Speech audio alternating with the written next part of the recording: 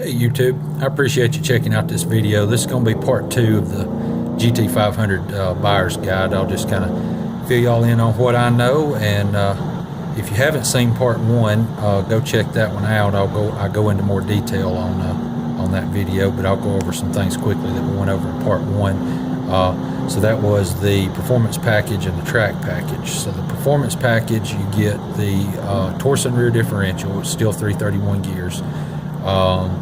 So you get in what in my opinion is better looking wheels than what comes on the base model, but they're still the same size and same tires. And then you also get the electronically adjustable Bilstein shocks, so that you have a button on the dash where you can put the suspension in a normal or a sport mode. And another thing was the track package, and so if you're not actually going to race this car a road course or something like that, then you probably just don't need the track pack. All it is an engine oil cooler, which then you have a thermostat that controls that, and then you've got a transmission cooler and a rear differential cooler.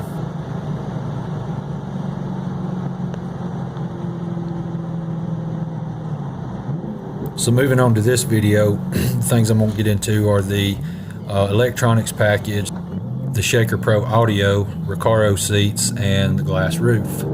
Then there's stripes as well. I'll talk about that first. So stripes were an option to have deleted. It came with it. You didn't save any money, but if you didn't want the stripes, you didn't have to have the stripes. And apparently from the different color schemes I've seen, you can pretty much get whatever color stripe or whatever color the vehicle was that, if you ordered it originally.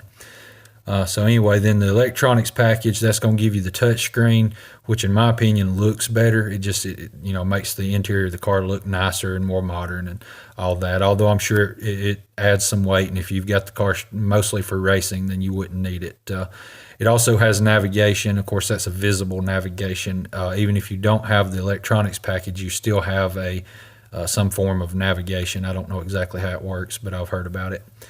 That also gives you the dual climate control, which in a two-door sports car, is that really necessary? Probably not, but it's just a neat feature to have, I guess.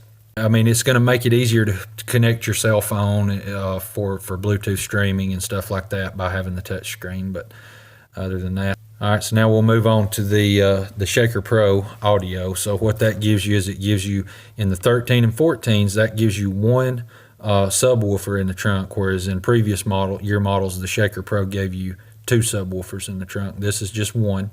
Let's see. Obviously, it's going to have an amp for it, and the car just has all the bass you need, in my opinion. I mean, it's not going to rattle the trunk, but it's got a lot of bass. The sound quality, I'm not really an audio guy. Sounds fine to me, but a lot of people might be a little more picky about it and would rather not have the Shaker Pro and have an aftermarket system installed. And the other thing is that it's going to add weight. I don't know how much, but I would say it's going to add at least 20-30 pounds. So that's something to think about. My car, other than it doesn't have the glass roof, is probably the heaviest 2013 or 14 GT500 you could buy. All right, so next is the Recaro seats. I really like the Recaros. They fit me real nice. They just hug me right in there. They're just, I just really like them, even for long trips. And I say long trips, the most seat time I've had without getting out of the seat so far was probably an hour and 15 minutes, but they were just super comfortable the whole time. Now, I'm 6'6". I do fit in the car okay, but the seat is definitely all the way to the back. I have a 36-inch waist, so I'm kind of thin, but kind of give you a point of reference. The other thing is they look nice. I mean, to me, you walk up to the car and you see those Recaros in there, and they have the stitched Cobra, and my car has black stripes. If it had white stripes, well, then there will be white stripes in the seat, and that would be the same whether you had the Recaros or the base seats that come in it. Now, when you go with the Recaros is the option. I think it was a $1,200 option, but you lose power seats and heated seats, whereas if you had the base model seats, you would get the power and the heat. And I've heard those seats are really comfortable, but I've never sat in a car that had them. All right, and so the other thing is the glass roof. It's going to add a little bit of weight. Through my research, I found like 4 or 5 pounds.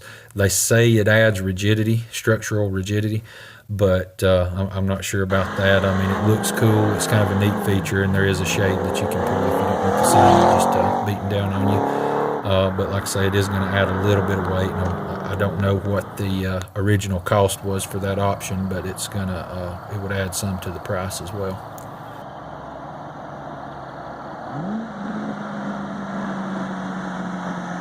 All right, so now I want to talk about just GT500s in general, the S197 GT500s. And so they came out with the first one in '07 with the new platform. The GTs and the V6s had been out since '05. So in '07 through '09, they brought the GT500 back, and it had a 5.4 liter supercharged, of course, and it was 500 horsepower. I believe it had the Eaton blower, and it was quite noisy.